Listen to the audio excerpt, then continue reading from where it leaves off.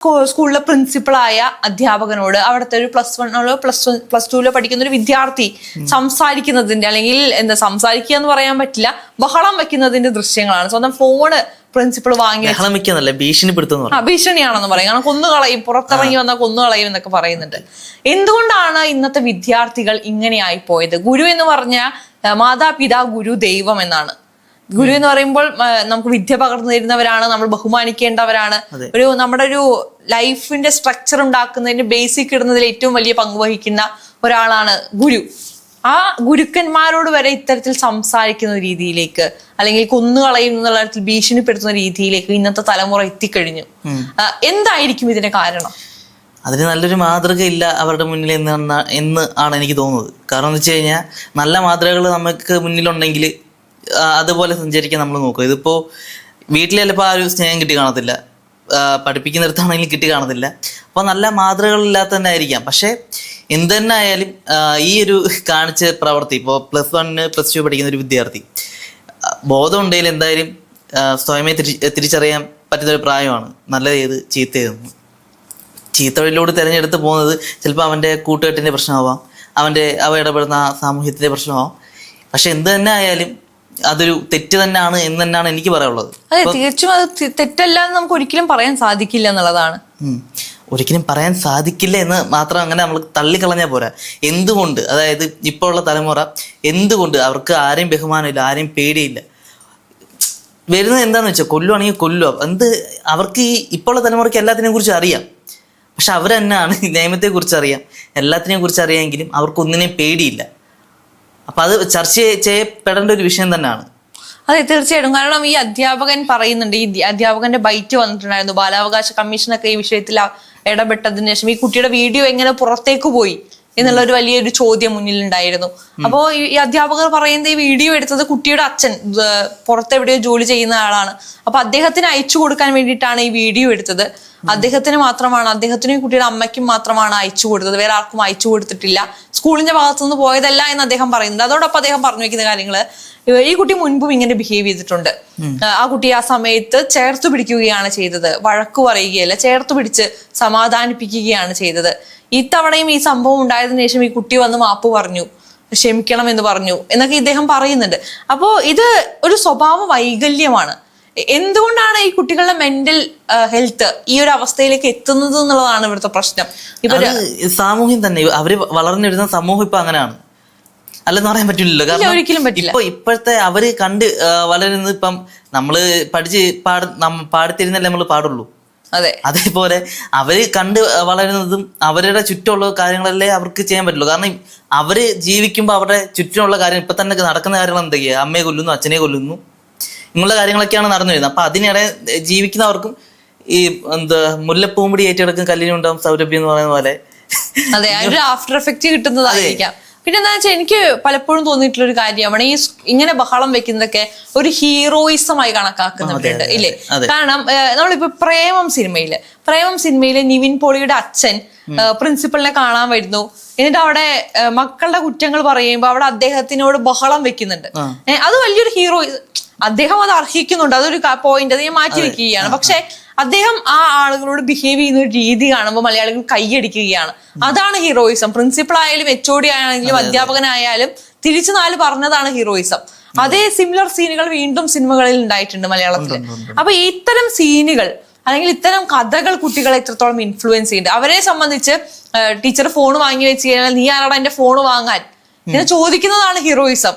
ആ ഹീറോ ആകാനുള്ളൊരു ശ്രമമായിരിക്കില്ലേ ഈ കുട്ടികൾ നടത്തുന്നതെന്ന് ചിന്തിക്കേണ്ടതില്ലേ? അങ്ങനെ സിനിമകൾ വെച്ച് നോക്കുവാണെങ്കിൽ സിനിമകൾ സ്വാധീനിക്കുമെന്ന് ചോദിച്ചു കഴിഞ്ഞാൽ സ്വാധീനിക്കില്ലെന്നൊന്നും പറയുന്നില്ല. പക്ഷെ നമ്മള് പഠിക്കുന്ന കാലത്ത് ഇതേപോലുള്ള കുറെ സീനുകൾക്കും ഇങ്ങനെയുള്ള സിനിമകളൊക്കെ കണ്ട് തന്നെയാണ് വളർന്നത്.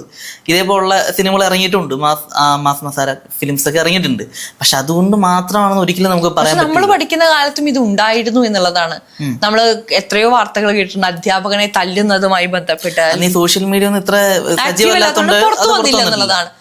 ഇവിടെ ഇതുമായി ബന്ധപ്പെട്ട് ഒരുപാട് പേര് സംസാരിക്കുമ്പോൾ കുറെ പേര് പറയുന്നത് ഞാൻ കേട്ടതാണ്, കുട്ടിക്ക് 2 തല്ല് കൊടുക്കാത്തതിനെയാണ്, അധ്യാപകർ വീണ്ടും വടിയെടുത്ത് ഇറങ്ങേണ്ടിയിരിക്കുന്നു, ഇത്തരത്തിലുള്ള കാര്യങ്ങൾ പറഞ്ഞു. പക്ഷെ ഇത് അടിച്ചു മാറ്റാൻ പറ്റുന്ന ഒരു പ്രശ്നമായിട്ട് എനിക്ക് തോന്നുന്നില്ല. അത് കൃത്യമായിട്ടുള്ള ഗൈഡൻസ് കൊണ്ട് മാറുന്ന ഒരു പ്രശ്നമായിട്ടാണ് ഞാൻ മനസ്സിലാക്കുന്നത്. അതെ, ഇപ്പൊ എല്ലാരും പറയുന്ന പോലെ ആദ്യത്തെ വിദ്യാലയം എന്ന് പറയുന്നത് നമ്മുടെ വീടാണല്ലോ. നമ്മുടെ വീട്ടിൽ നിന്നാണ് നമ്മൾ മാറേണ്ടത്. ഇപ്പോൾ തുടക്കത്തിലെ ഇപ്പോൾ ചുട്ടയിലെ ശീലം ചുടല വരെ എന്നൊക്കെ പറയുന്ന പോലെ തന്നെ നമ്മൾ വീട്ടിൽ നിന്ന് എന്താണോ ശീലിച്ചത് അതെന്നായിരിക്കും ഈ സ്കൂളിൽ കാണിച്ചുകൊണ്ടിരിക്കുന്നത്.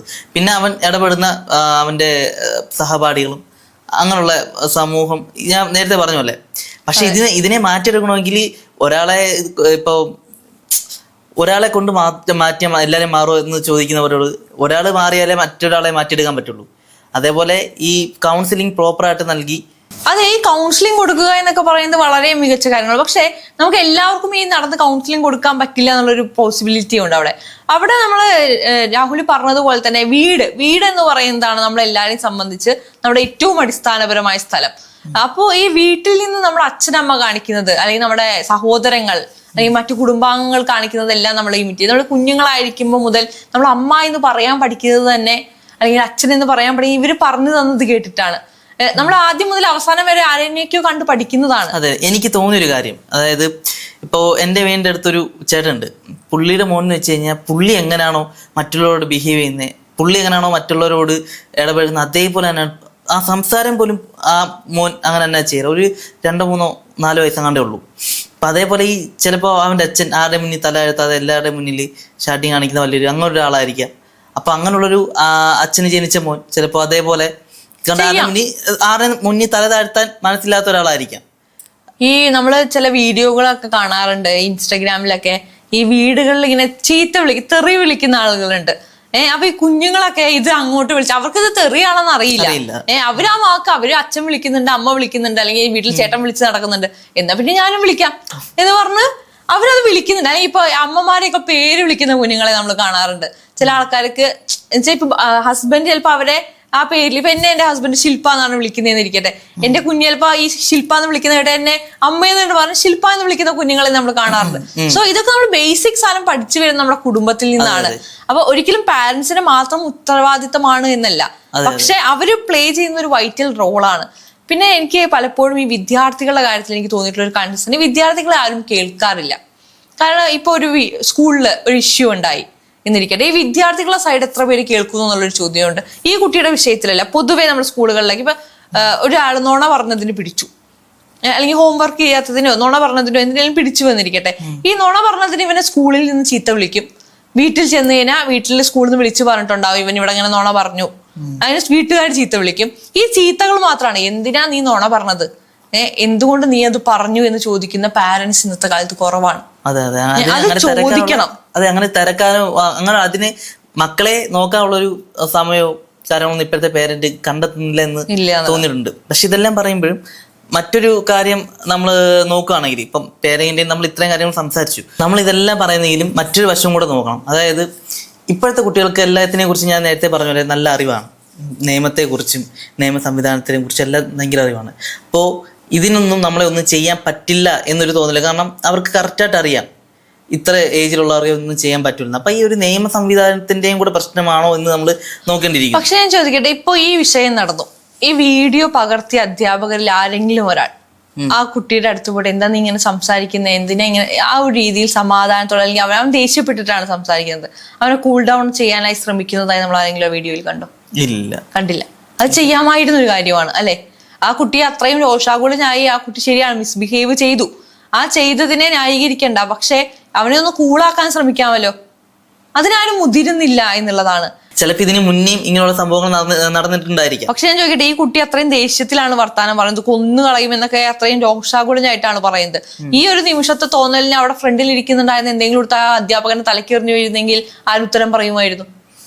അന്ന് ഈ കുട്ടി ആരായി മാറുമായിരുന്നു? ഈ വീഡിയോ പകർത്തിയവരൊക്കെ നോക്കി നിൽക്കേണ്ടി വരില്ല, അല്ലാതെ ആ സമയത്ത് പോയി ക്യാച്ച് പിടിക്കാനൊന്നും പറ്റില്ലല്ലോ. ഉറപ്പായിട്ടും. പക്ഷേ ഞാൻ ആ വീഡിയോ കണ്ടപ്പോൾ എനിക്ക് തോന്നി അത് ഈ പ്രിൻസിപ്പൾ ഭയങ്കര രോക്ഷാകുലനായിട്ടൊന്നും സംസാരിക്കുന്നൊന്നുമില്ല, വളരെ കാമായിട്ട് തന്നെയാണ് ഇരിക്കുന്നത്. അപ്പോ എനിക്ക് തോന്നുന്നു ഇത് ആ ചെറുക്കന്റെ, ആ ദേഷ്യപ്പെട്ട ചെറുക്കന്റെ സ്ഥിരമായിട്ടുള്ള എന്ന് വെച്ചാൽ അവൻ അങ്ങനൊരു ഇതാണെന്ന് തോന്നിയിട്ടുണ്ട്. എന്ന് വെച്ച് കഴിഞ്ഞാൽ ഇതിന് സാറുമാര് പറയുന്ന അനുസരിക്കാതെ മെക്കെട്ട് കയറുന്നൊരു ടൈപ്പ് ക്യാരക്ടറായിട്ട് തോന്നിയിട്ടുണ്ട്. ആ ക്യാരക്ടർ ബിൽഡിങ്ങിനെയാണ് നമ്മൾ പേടിക്കേണ്ടത്. എങ്ങനെ ആ ക്യാരക്ടർ അങ്ങനെ ആയി? ഇപ്പൊ നമ്മൾ സ്കൂളിൽ പഠിക്കുമ്പോൾ ഈ ടീച്ചർമാർക്ക് ഒരു ഫേവറേറ്റ് കിഡ് ഉണ്ടാവും, ഒരു ദേഷ്യമുള്ള കിഡ് ഉണ്ടായിരിക്കും. ഞാൻ ഒരുപാട് പേര് കഥകൾ പറഞ്ഞു കേട്ടിട്ടുണ്ട്. കാരണം ചില ആൾക്കാർ ടാർഗറ്റ് ചെയ്യുന്നതിനെ കുറിച്ച്, ഈ ടീച്ചേഴ്സിന് ഒരു ഫേവറേറ്റിസം ഉണ്ടാവുമല്ലോ കുട്ടികളോട്. അത്തരത്തിലുള്ള ആളുകൾക്ക് പിന്നീട് അവരോടുണ്ടാവുന്ന ദേഷ്യങ്ങളുണ്ട്. ചില ടീച്ചർമാര് നമ്മൾ എത്ര പഠിക്കാത്ത ഒരാളാണെങ്കിൽ നമുക്ക് ഇഷ്ടപ്പെട്ട ഒരു ടീച്ചർ പഠിപ്പിച്ച് നമ്മളത് കേട്ടിരിക്കും. അതെ, ഈ ടീച്ചർമാരെ മാറ്റിയെടുത്ത കുറെ പിള്ളേരുണ്ട്, കുറെ എത്രയും പഠിക്കാത്ത. നമ്മുടെ മാണിക്കക്കല്ല് ഫിലിം, അത് നമുക്ക് തള്ളിക്കളയാൻ പറ്റില്ല. കാരണം അങ്ങനെയുള്ള കുറെ പിള്ളേരെ അതേപോലെയൊക്കെ ഒരു ടീച്ചർ അല്ലെങ്കിൽ നല്ലൊരു സാർ ഉണ്ടെങ്കിൽ നല്ലപോലെ മാറ്റിയെടുക്കാൻ പറ്റും. അതെ, അത് അവരുടെ ഒരു കഴിവാണ്. കാരണം എത്ര പഠിക്കാത്തവരായാലും എന്താടാ പഠിക്കാത്ത, അവർ വടിയെടുത്തിട്ട് അടിച്ചിട്ടൊന്നുമല്ല, അവർ ആ സ്നേഹം കൊണ്ട് മാറ്റിയെടുത്ത കുട്ടികളാണ്. ചില പ്രിൻസിപ്പൾമാരെ നമുക്ക് കാണാൻ പറ്റും ചില സ്കൂളുകളിൽ. കാരണം തന്റെ വിദ്യാർത്ഥികളെ അത്രയും ചേർത്ത് പിടിക്കുന്ന പ്രിൻസിപ്പൾമാരുണ്ട്. ഞാൻ ഈ അധ്യാപകരെ ആരെയും കുറ്റം പറയുകയില്ല. പക്ഷെ അങ്ങനെ എനിക്ക് തോന്നുന്നു അടി കൊണ്ട് മാറ്റുന്നതിനേക്കാൾ കൂടുതൽ സ്നേഹം കൊണ്ട് മാറ്റാൻ പറ്റും.